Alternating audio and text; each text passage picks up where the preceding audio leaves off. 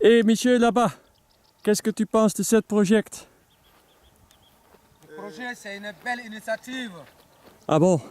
Et dans l'avenir, nous souhaitons qu'ici soit une grande forêt dense, Ah bon? avec beaucoup d'arbres. Et le Yatrofa, il a plusieurs nécessités. Parce que les graines, alors quand les femmes vont extraire ça, l'huile va servir le gasoil pour les camions ou pour les groupes électrogènes. Ah Et bon. comme ça, on ne va pas payer du carburant à une industrie. Et nous-mêmes, on va servir notre carburant ici. Ah bon? Dans l'avenir, c'est ce que nous voulons. Même pas ça seulement. Tu vois que ici, c'est devenu désert. Il n'y a même pas un tout petit arbre. Il n'y a pas de truc à casser ici. Donc, à cause de ça, que même des animaux sauvages, même des petits pigeons, même, ils n'arrivent pas à rester ici. Donc, une fois qu'ici, on arrive à planter beaucoup d'arbres ici, donc des animaux sauvages peuvent rester. Et en plus, donc, ça peut protéger les vents. Donc, et encore, le sang même, ça va enrichir en engrais. Donc, c'est une grande avantage qui est là. Parfait. Et cette année, cette population, durant toute leur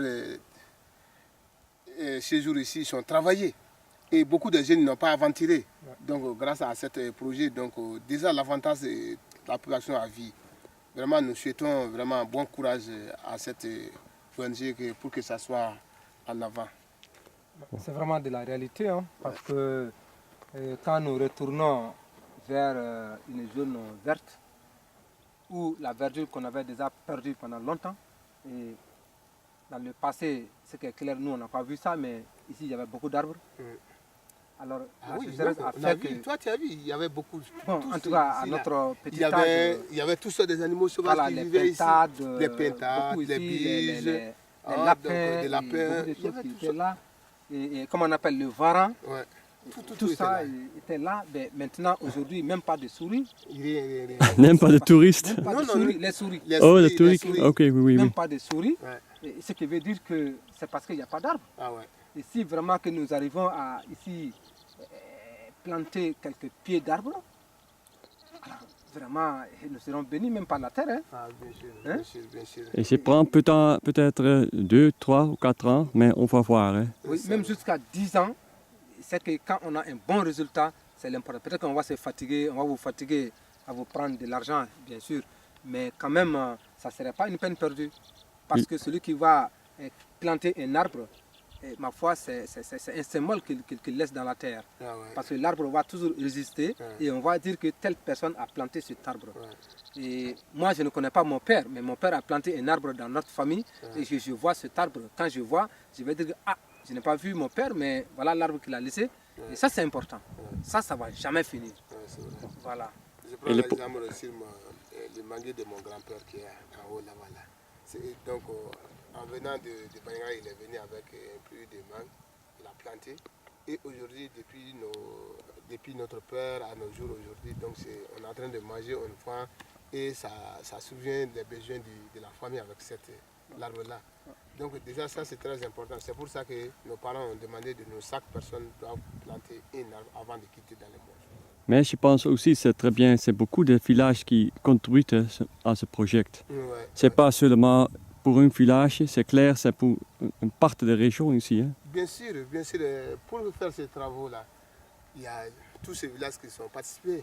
Le village comme les 3 villages de Yuga qui est là, qui est à côté de nous, qui sont participés. Il y a Koundou Dogomo qui a participé, il y a Koundouda qui est venu, il y a Ibi, Neni, Banani, tout ça là sont venus travailler ici. Aussi Banani. Banani. Bon. Ah oui, il y avait des groupes de Banani, une dizaine de jeunes qui sont venus ici. La dernière tranchée, c'est le groupe de Banani qui a fait. Bien sûr, bien sûr. Tu avais visité. Là, j'ai vu la fin. Voilà. Bon.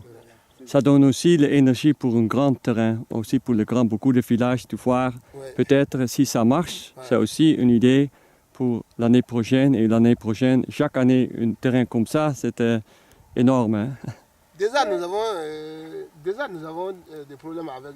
les jeunes ont des problèmes avec la population, c'est quoi? Ils disent que voilà, pour creuser, là, c'est le travail des jeunes, c'est des braves qui ont creusé. Maintenant, pour planter l'arbre, ils disent que ça sera la chasse des vieux. Il faut que les vieux aussi profitent à gagner quelque chose sur ça. il est en train de nous insister pour une demande pour qu'on puisse passer cette marché au vieux du village.